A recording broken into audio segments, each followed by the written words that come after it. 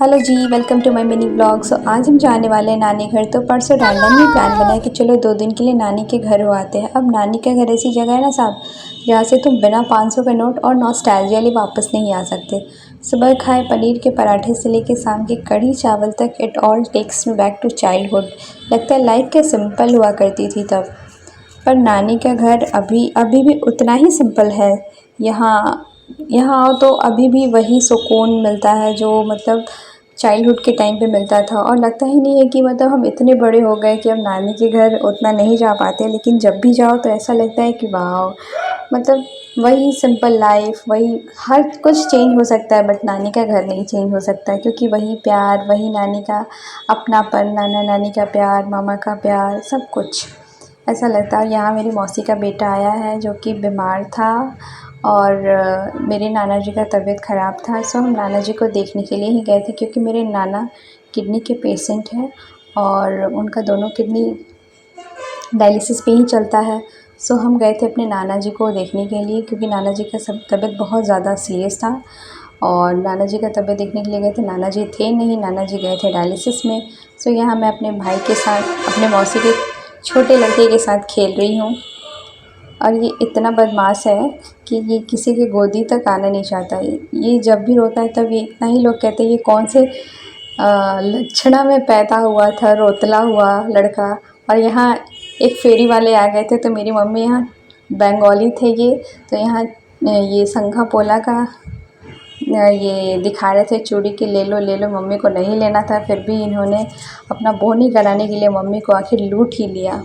और यहाँ मेरा मौसी का लड़का जो कि अभी 2 साल का होने वाला है, इतना क्यूट है, लेकिन इसको जब भी गोदी में लो तो ये इतना रोता है, इतना रोता है, जैसे कि ऐसा लगता है कि ये पहचान ही नहीं पाता है। इसको कितना मन करता है खिलाने का, लेकिन ये खेल ही नहीं सकता। और यहाँ मम्मी ने एक चूड़ी लिया संखा पोला का।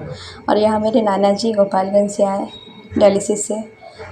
और यहाँ ये बीमारी इतना ख़तरनाक है ना कि इसमें आदमी मर जाना पसंद करता है, लेकिन क्या ही करते हैं, सब बीमारी किसी को ना हो।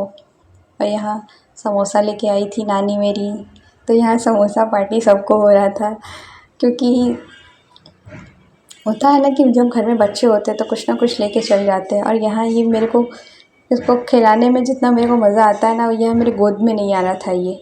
और यहाँ ये मेरा बाल इतना ज़ोर ज़ोर से नोच रहा था, इसको मन तो कर रहा था कि दूर लगा के, लेकिन बच्चा है। फिर यहाँ ये सीढ़ी पे चढ़ गया। और इतना बदमाश, जब ये इसका मन सही हो तो इतना अच्छा खेलता है, फिर तो मतलब क्या ही बोला जाए। और यहाँ आजकल के जनरेशन के बच्चे ऐसे हैं, बिना मोबाइल के एक निवाला इनके मुंह तक नहीं जाता। और हमारे टाइम में ऐसा था कि मोबाइल का तो मतलब देखना भी नसीब नहीं था हमारे टाइम में। लेकिन यहाँ देखो तो ये दवाई भी बेचारा, इसको बहला फुसला के इसको दवाई खिलाया जा रहा है, ताकि ये ना समझे कि हाँ इसके साथ कौन सा गेम हो रहा है।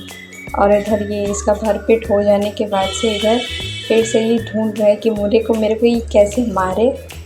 और ये इतना गुस्सैल है, इतना चिड़चिड़ा है कि मतलब क्या ही बोलूँ इसके बारे में मैं, बहुत बदमाश। और यहाँ दोनों भाइयों में फ्रीडम फाइट हो रहा है कि कौन आगे है, कौन जीत सकता है, क्योंकि हम किसी से कम नहीं। सो गाइज़, अगर आपको मेरा ब्लॉग अच्छा लगे तो do like, share and comment. Thank you.